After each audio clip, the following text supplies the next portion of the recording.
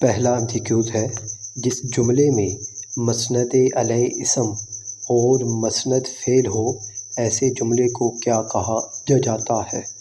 تو اس کا جواب ہے سی، جملہ فعلیہ۔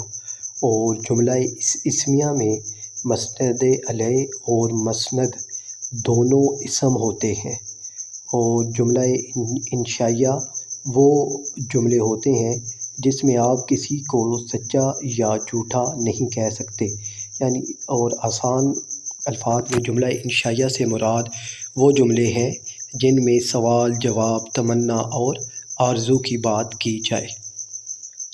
جملہ شرطیہ وہ جملے ہوتے ہیں جن میں شرط رکھی جائے اور اس شرط پر جزا بھی رکھی جائے۔ مثال کے طور پر، اگر تم پاس ہو گئے تو میں تمہیں سائیکل لے کر دوں گا۔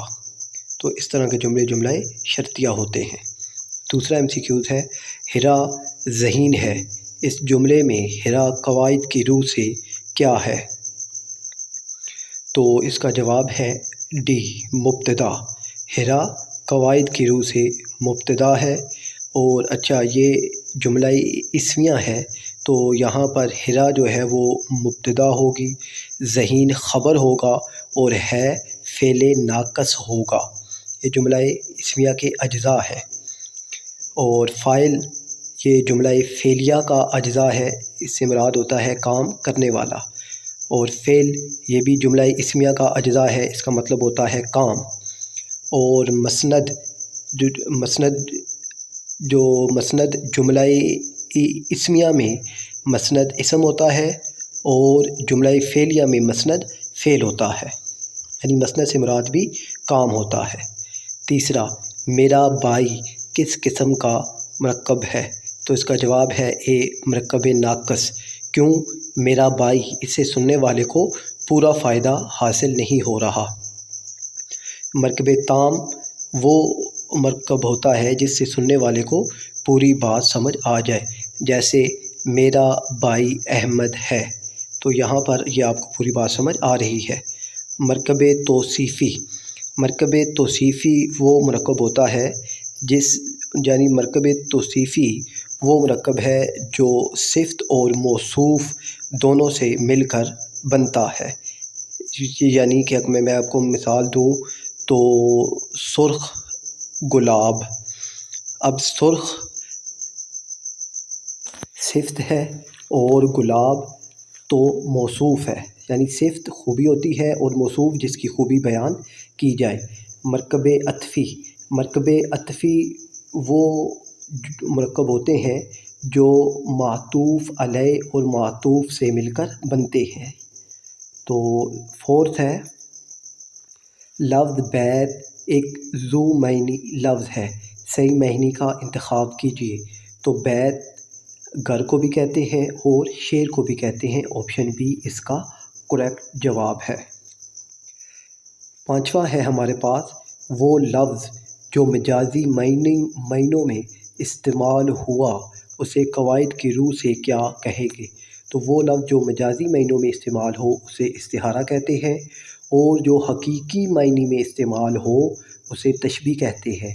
اور روزمرہ جو ہماری بول چال ہے، جو ہم ایک دوسرے سے بات کرتے ہیں، وہ روزمرہ کہلاتا ہے، یعنی اہل زبان کی بول چال کو روزمرہ کہتے ہیں۔ کنایہ کا مطلب ہوتا ہے پوشیدہ یا چھپی ہوئی بات۔ یہ علم بیان کی اقسام ہے کنایہ۔ 6 ہے، مبتدا، خبر اور فعل ناقص کس کے اجزاء ہیں؟ اس کا جواب ہے ڈی، جملہ اسمیہ کے اجزاء ہیں۔ آپ اس میں ایک اور چیز بھی ایڈ کر لیں، مبتدا، خبر، متعلق خبر اور فعل ناقص، یہ 4 جملہ اسمیہ کے اجزاء ہیں۔ فعل یعنی فاعل، فعل، مفعول، علامت فعل اور فعل تام، یہ جملہ فعلیہ کے اجزاء ہے۔ فعل مضارع وہ فعل ہوتا ہے جس میں حال اور مستقبل دونوں زمانے پائے جاتے ہیں۔ اور فعل لازم وہ فعل ہوتا ہے جو فعل کے ساتھ ساتھ، یعنی جو فعل اور فاعل سے ہی آپ کو پورا مطلب بتا دے، جیسے حسن دوڑا، تو حسن دوڑا، اب یہاں دوڑا فعل ہے اور حسن فاعل ہے، تو یہاں سے ہمیں پورا مطلب سمجھ آ گیا ہے۔ تو فعل لازم وہ فعل ہوتا ہے جو فاعل اور فعل سے ہی پورا مطلب بتا دے، اسے مفعول کی ضرورت نہیں ہوتی۔ سیونتھ ہے ہمارے پاس، کسی نوعیت کی تقریب کی کارروائی تحریر کرنے کو کیا کہا جاتا ہے؟ تو اس کا آپشن ہے سی، روداد، یعنی آنکھوں دیکھا حال، جس کا مطلب ہوتا ہے سرگزشت یا مہاجرہ کے ہے۔ رسید ہوتی ہے دو فریقین کے درمیان جب کوئی معاہدہ طے پاتا ہے تو جو شرائط لکھی جاتی ہیں اسے رسید کہتے ہیں۔ درخواست اور کہانی آپ لوگوں کو معلوم ہوگی۔ آٹھواں ہے، ڈرامہ کی اصل یونانی لفظ ڈراؤ ہے، اس کے کیا معنی ہے؟ تو اس کے معنی ہے کر کے دکھانا۔ نائنتھ ہے ہمارے پاس، آس پاس گھاس جیسے الفاظ شعری اصطلاح میں کیا کہلائیں گے؟ تو آس ماس گھاس یہ قافیہ ہوتے ہیں، ہم آواز الفاظ کو قافیہ کہتے ہیں، اور قافیہ کے بعد جو لفظ بار بار دہرایا جائے اسے ردیف کہتے ہیں۔ ردیف کا لغوی معنی ہوتا ہے سوار کے پیچھے آنے کے ہے۔ ذو معنی الفاظ، تو ذو معنی الفاظ سے مراد وہ لفظ ہے جس کے دو معنی ہوں، جیسے اوپر ہم نے ایک MCQ دیکھا، بیت، اس کے دو لفظ تھے، یعنی اس بیت کے دو معنی تھے، گھر بھی اور شعر بھی۔ محاورہ، دو یا دو سے زیادہ الفاظ کے مجموعے کو محاورہ کہتے ہیں جس میں الفاظ اپنے حقیقی معنی کے بجائے مجازی معنی میں استعمال ہوں۔ ایسی نظم جس کے ہر بند کے 5 مصرعے ہوں کیا کہلاتی ہے؟ تو وہ مخمس کہلاتی ہے، اور جس کے 6 مصرعے ہوں وہ مسدس کہلاتی ہے، اور رباعی میں 4 مصرعے ہوتے ہیں، پہلا، دوسرا اور چوتھا مصرع ہم قافیہ اور ہم ردیف ہوتے ہیں۔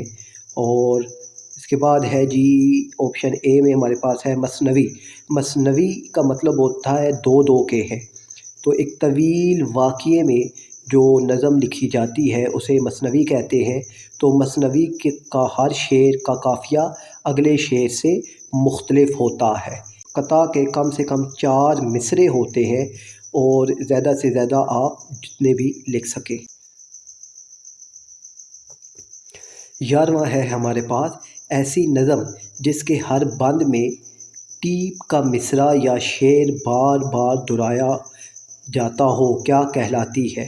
تو وہ نظم جس میں ٹیپ کا مصرع یعنی ایک مصرع بار بار دہرایا جاتا ہو، جیسے کہ ہمارے پاس ایک بہت مشہور نظم ہے، اس پرچم کے سائے تلے ہم ایک ہیں، ہم ایک ہیں۔